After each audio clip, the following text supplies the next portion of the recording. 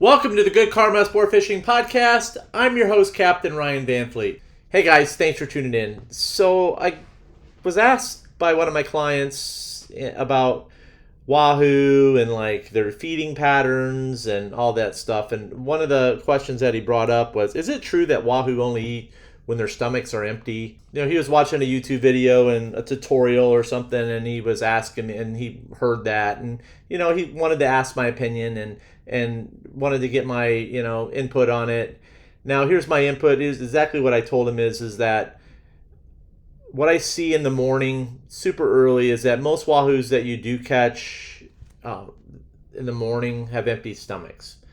Okay, and I can tell you this is that if you guys have watched my Instagram and if you like have watched Alien Autopsy, I love to do that on my Instagram, and I'll show you guys exactly what's in the stomach contents of the wahoos.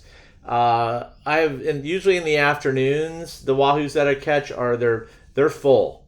Okay, they're full of flying fish, and they just don't eat one flying fish. They eat like massive amounts. I mean, they'll shove 10 or 12 of those damn things down their gullet, and they're still eating. And they get into a feeding frenzy. When there's a lot of fish around, they're eating, and they just eat because it's competitive feeding. It's like wolves. That's why we call them wolf packs. And then, you know, I'll catch wahoos in the afternoon that also have bonitos inside their bellies. And like last year, I think we caught 5 or 6 of them that had mid-sized bonitos in their belly. Hence why the Nomad plug works great. It matches the hatch of a bonito or a small blackfin tuna. The Halcos match the hatch of small bullet-sized bonitos and flying fish, which is, you know, 2 of the things that the wahoo love to eat, as well as cigar minnows. Our wrecks down here get loaded with cigar minnows, and if you're fishing a wreck area, you know, those wrecks are loaded with ballyhoo, they're loaded with blue runners. Rainbow runner. That's one of the most overlooked live baits. If you can get a hold of a rainbow runner, send that down. That's a hell of a bait. And if you do catch a couple rainbow runners, try stripping them out, using them for a strip bait. Hell, you might come across something pretty cool. I know a lot of people strip out the mahi and make strip baits out of mahi and all that other good shit. So just, you know, something to think about. Now, also too is I do believe on days when it's a little rougher or you have a lot of other boats fishing around you got to have something that really stands out. So let's say, for example, is you're fishing dirty water, I would highly recommend you use an all pink sea witch, really bright, with a fluorescent head, chartreuse head. You got to give it something that they can see, okay? And then underneath that sea witch is you want to add a pink underskirt, a 4.5 inch or 5.5 inch, depending on, you know, what you're using as far as your hooks go. And then with that, what a lot of guys are missing out on is that you need to add a insert into your squid. Okay, and that insert needs to be a feather, a no alibi trolling feather is what I would recommend. A pink one, I would say like a pink and white no alibi trolling feather. That will really help that bait stand out. And as far as what else you should use, I don't know. I like to, like I said, if it's really like cloudy and stuff, but your water's nice, you want to have the blue and crystal or the blue and fluorescent out sea witch, that color, and then underneath you want to have a blue squid skirt. But inside that blue squid skirt, I want you to add this season blue and white no alibi feather inside that, and then that'll give that bait a little bit bigger profile, a little bit more action. Okay, those feathers provide a lot of nice action, and it really is going to help you catch more fish. It's not talked about much, so there's a reason, but there you go.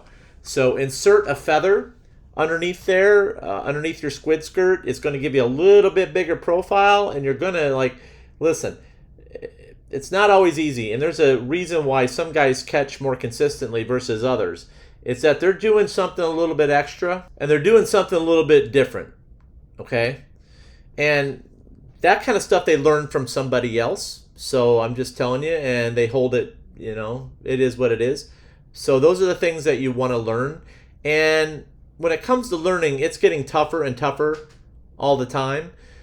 And I realize that. So within Good Karma Fishing Club 2, I'm teaching the guys all these little techniques and these little, like, quote unquote secrets to get bites when it's tough. So I share the things. Whether the guys do it, that's totally on them, but they have that in the back of their brain that if something didn't work, and then they can make that change out, and they possibly can get a bite. And whether it sticks or not, who knows? But if you get the bite, you're doing it right. Okay, that's always been my thing. If you get the bite, you're doing it right. And I just want to tell you guys that. Don't be mad if you miss them. You got the bite. That's awesome. On a tough day, it is what it is.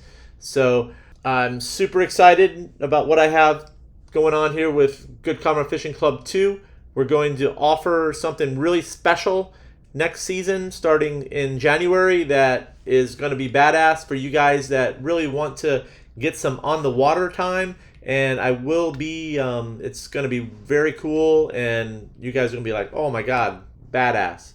So I will be making that announcement here very soon, and I'm super excited about it because I've been working on it for quite some time now. And yeah, so stay tuned for that. So that's all I'm going to talk about with that. So I don't want to give it away. Make sure you subscribe to my YouTube channel. We've got working on another one here, and we're building it up. We're getting ready. And I'm, for me, I'm like, yeah, it's getting there. But you can check out the bait strip one I have on there.